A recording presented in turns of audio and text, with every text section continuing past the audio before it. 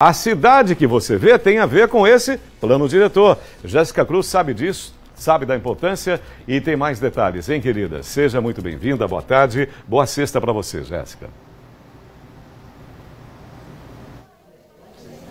Exatamente, Sérgio. Uma cidade desenvolvida, ela tem que ter um plano diretor atualizado. O nosso plano diretor aqui de Aracaju é de 2000. Esse plano diretor, ele teria que sofrer uma atualização a cada 10 anos. Houve uma tentativa lá em 2010, não deu certo. Em 2021, o município de Aracaju tentou de novo e com alguns critérios que receberam críticas. Então nós vamos conversar aqui primeiro com a representante da Associação das Mangabeiras, porque as associações, as comunidades provocaram o Ministério Público Federal questionando esses critérios, o que gerou toda uma ação civil pública na Justiça Federal. Aliene, desculpe, dona Aliene está aqui com a gente, participou inclusive, foi ouvida aqui na audiência pública, porque vocês entendem que esse processo não foi democrático? Não foi democrático, porque a população ela não foi ouvida. Inclusive os extrativistas, né, não fomos ouvidos nessas audiências. Como é que isso impacta diretamente a comunidade mangabeira, por exemplo, se fizer um plano diretor sem a participação das pessoas? É que a gente fomos prejudicados.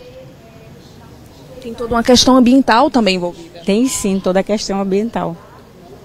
Isso que motivou, doutor Robson Barros, a provocação do Ministério Público? Sim, um dos pontos principais da provocação é a ausência de uma consulta pública à comunidade, livre, informada e prévia, conforme prevê a Convenção OIT 169, que prevê que as comunidades tradicionais sejam consultadas no seu território sobre qualquer empreendimento. E no caso presente, sobre um plano diretor, que vai analisar o presente para planejar o futuro. Como a cidade pode planejar o futuro sem consultar a sua sociedade, a população. A população não foi ouvida. O município de Aracaju veio com um plano pronto para imputar a sociedade. Por isso, o motivo de acionar o Ministério Público Federal para o ingresso de uma ação civil pública, porque os direitos fundamentais dessas comunidades, as políticas públicas sociais, as camadas mais vulneráveis precisam ser ouvidas sobre o que vai ser feito em prol dessa população, como a cidade vai se desenvolver, vai ser construída,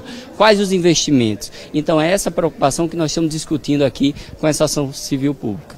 A gente ouviu também outras participações aqui durante o dia de hoje, inclusive falando sobre os direitos de reconhecimento dos quilombolas, de se fazer também toda uma consulta a eles para que não sejam prejudicados, isso além da audiência pública. Exatamente. Exemplo do quilombola aqui, o Criliberi, aqui dentro, a última comunidade quilombola urbana dentro de Aracaju, que infelizmente o município ainda não reconhece como comunidade quilombola. Isso é um dos motivos também. Então está lá existente há mais de 40 anos, toda a sociedade vê, o poder público precisa reconhecer aquela comunidade. É por esse motivo que todos esses aspectos que não foram obedecidos pelo município de Aracaju estão sendo discutidos nessa ação civil pública, que teve uma liminar deferida pelo Poder Judiciário. Esse é Robson Barros, que é advogado representando a Associação das Mangabeiras. E agora a gente conversa aqui com o Igor Miranda, ele que é procurador da República, e fez uma fala aqui que chama muito a atenção, porque o Ministério Público Federal recebeu várias provocações, o que motivou essa ação civil pública com uma liminar suspendendo o andamento do projeto Plano Diretor, não é isso? Justamente. Essa participação popular e democrática prévia à realização de um projeto de plano diretor está previsto na nossa legislação, tanto no aspecto constitucional como no Estatuto da Cidade, mas especialmente as nossas comunidades tradicionais, na Convenção 169 da OIT, pontua claramente que elas têm que ser respeitadas com uma consulta prévia, informada, de modo que elas compreendam a proposta, pretende realizar, o que vai respeitar, o que eventualmente surgirá de restrição, diminuição de direitos, para que eles possam também, enfim, trazer a sua contribuição. A título de exemplo, uma ampliação na nossa sociedade sem essa reflexão acaba gerando inclusive conflitos entre os populares em geral, onde se estabelece muitas vezes uma expansão imobiliária, casos de construção sociais, avançando sobre a área das mangabeiras, sem ouvir as matriarcas, as pessoas que estão naquela região há muito tempo, com derrubada de mangaba, que é um fruto símbolo desse estado, símbolo de Sergipe. Eu disse na audiência e repito aqui a todos que acompanham, olha, cultura, respeito à cultura, não é meramente, é muito importante, o Museu da Gente Sergipana, o Largo da Gente Sergipana, né, os turistas passam, vê aquele símbolo da nossa cidade e do estado, mas cultura é respeito a eles, é respeito às nossas matriarcas mangabeiras, é respeito aos quilombolas e a todo esse povo que formou a Gente Sergipana. Eles só querem poder sentar na mesa, serem ouvidos, porque uma coisa a magistrada até pontuou, todos somos de acordo com o plano diretor. O plano diretor é de 2000, 23 anos. É claro que ele não reflete a realidade atual do município, nem muito mesmo os anseios que se pretendem ao município. Mas toda essa construção tem que se respeitar essas populações. Só lembrando que a gente está aqui com uma das partes, né, e procuramos também aqui na audiência o procurador do município, para que o município tivesse fala também nesse nosso ao vivo, tivesse fala a respeito das críticas que estão sendo feitas, inclusive diante de uma ação civil pública. E eles não quiseram se manifestar, disse que não tinha autorização para isso, mas lembro que ele citou que foram feitas 8 audiências e que dentro das limitações e que era assim mesmo, a sociedade, ela por si só, ela contava com essas restrições para as comunidades carentes, porque ele justificou isso com relação às audiências de forma virtual também. Vocês têm 10 dias, é isso, para recorrer também do que foi dito aqui hoje? Então, nós temos 10 dias para nos manifestar, efetuar novos requerimentos e a juíza novamente irá analisar. Por quê? Existe uma decisão que permanece válida. Essa decisão, o que ela impõe?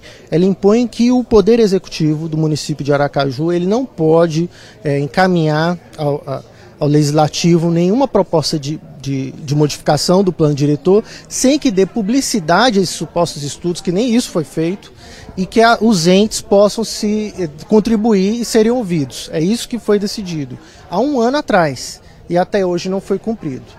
Muito obrigada, doutor, pelas informações. Muito obrigada a vocês também pela participação aqui no nosso ao vivo. Sérgio, esse é um assunto muito complexo. Por isso, tem reportagem completa a respeito da audiência que aconteceu hoje aqui na Justiça Federal, à noite, no Jornal do Estado. Exatamente. E também agradecendo aos convidados e ainda citando e enfatizando a importância do plano diretor. Muito obrigado a vocês. E também o que me chama a atenção é a longevidade desse plano diretor.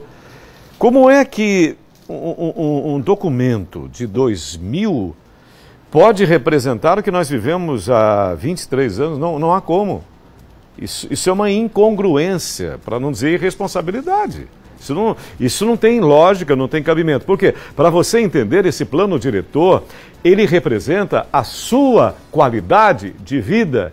E entender, né, todos os aspectos, os instrumentos, os aparelhos da nossa cidade. A nossa cidade, ela é exatamente a configuração desse plano diretor. Ela representa isso, ela traduz, ela resume absolutamente esse plano diretor. Então, é importante também esse papel do balanço, de informação, né, de esclarecimento. E a participação popular, ela se faz necessária. Ainda hoje eu conversava com uma pessoa, representante do transporte coletivo. Eu dizia para essa pessoa, ela, olha, quem melhor sabe a respeito de transporte coletivo é o usuário do transporte coletivo. Por isso não dou tanta importância a autoridades, não dou tanta importância a representante dos empresários.